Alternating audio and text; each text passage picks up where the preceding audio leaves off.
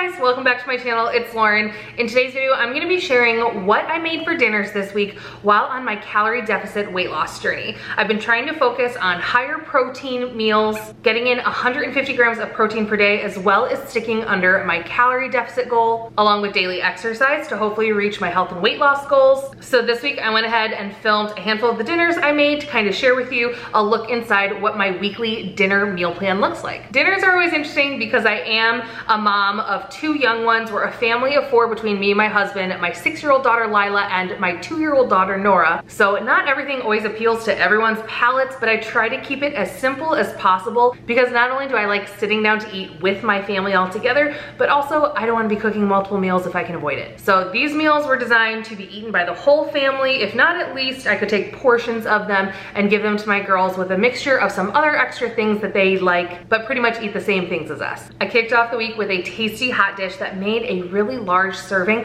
so we could use some of it for leftovers the next couple of days. This is a little mashup between pasta night and taco night. I made a taco tortellini skillet.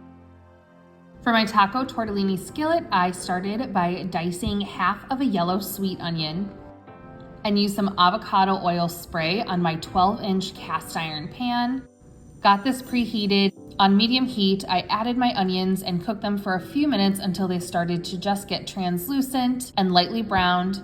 I added 1 pound of lean ground beef, chopped that off and cooked it until it was all the way cooked through. I like to use a little paper towel trick with tongs to kind of soak up any extra grease out of the pan before we start adding our other ingredients. For seasoning, I went in with 2 tablespoons of taco seasoning mix, or you could use 1 packet if you buy the individuals in the store. I have 1 teaspoon of onion powder and 1 teaspoon of garlic powder, and then just some salt and black pepper to your own taste. I gave it a good mix and wanted to let some of those seasonings toast off a little bit.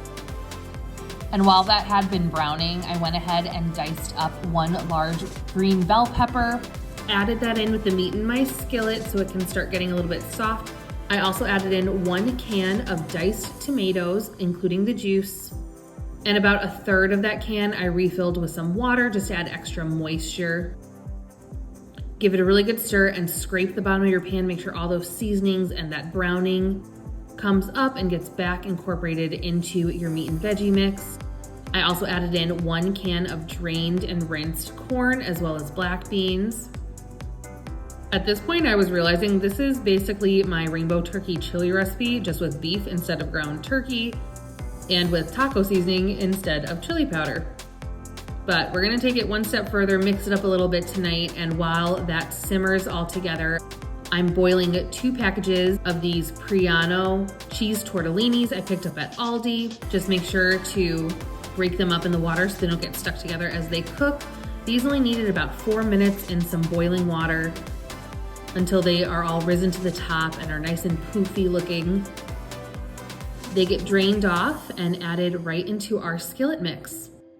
And after one last good stir to combine all the ingredients, I added 1 cup of shredded sharp cheddar cheese on top, popped my whole skillet right into the oven at 350 degrees for about 10 minutes until the cheese was melty and the sides were bubbly.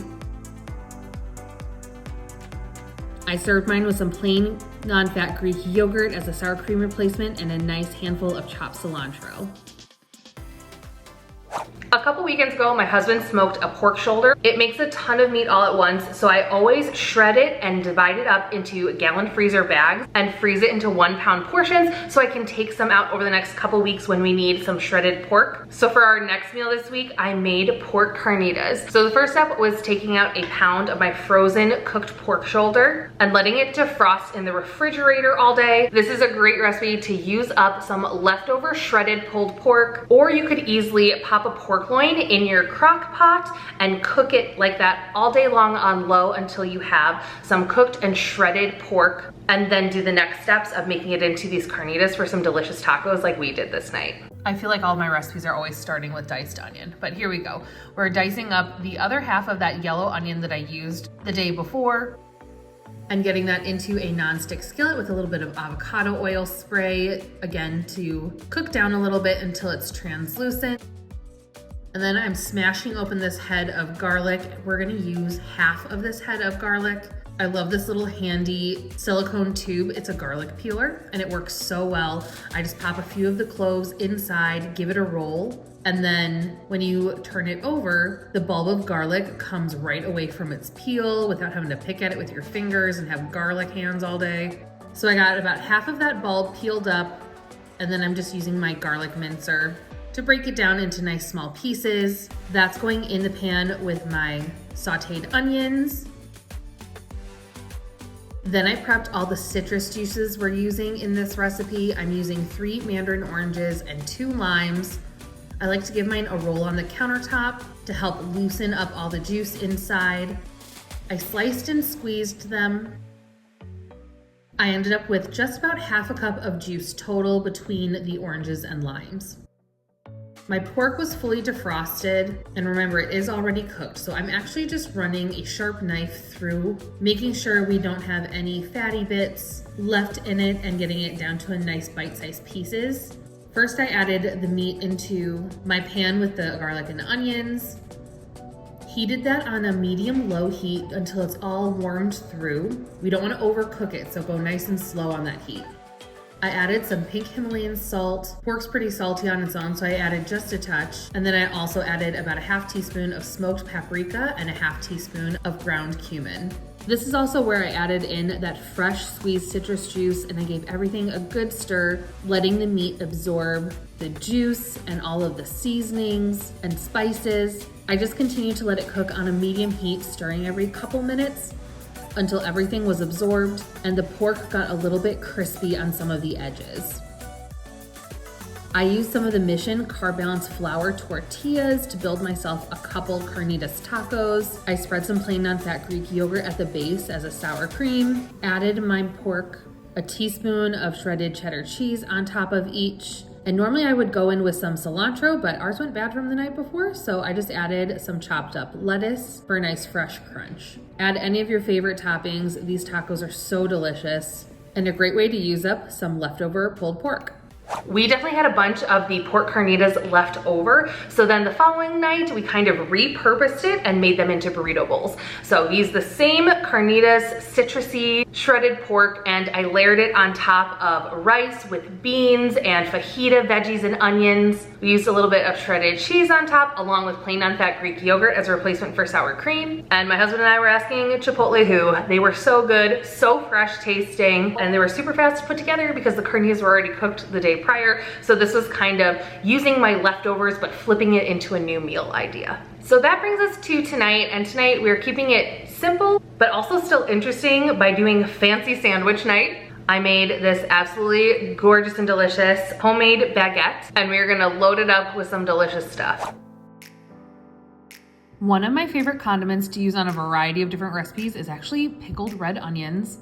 So I'm whipping up a quickle version of that for tonight's dinner. I had like a 1/4 cup of sliced red onion. So I just popped that in the bottom of a ball mason jar, covered them with red wine vinegar. I added a teaspoon of sugar and then just a hefty pinch of salt. So simple, mixed it all together, made sure all the onions were submerged, put a lid on it and popped it in my refrigerator just while I made the sandwich. These were lightly pickled and delicious in just 15 minutes. For the rest of my sandwich, I went ahead and fried up some crispy bacon. So I guess it's a little twist on a bacon, lettuce, tomato sandwich, but it's going to be bacon, arugula, and pickled onion on baguette. I divided my baguette into 4 servings and sliced them open. Is there anything better than fresh homemade bread? I used a wedge of Laughing Cow light cheese as my spread on the bread. I gave it a nice thin layer between my 2 pieces of baguette. Then I put on my crispy bacon.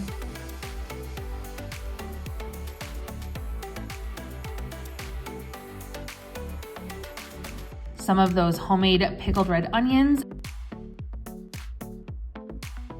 and a nice handful of peppery arugula. And my final touch was a drizzle of balsamic glaze. Fancy, tasty sandwich, but super quick to throw together. I just served it with some fresh apple slices on the side. This was a light dinner night because we had eaten lunch kind of late, but we love sandwich night. Delish. Thanks for checking out what I made this week for dinner while following my calorie deficit, but also feeding my family of 4. Hopefully this gave you guys some good options to try out on your meal plan coming up. Please hit the like button if you enjoyed today's video, subscribe if you haven't yet, and follow along with the rest of my journey. I share recipes, day in the life vlogs, grocery hauls, and more. So until next time, bye.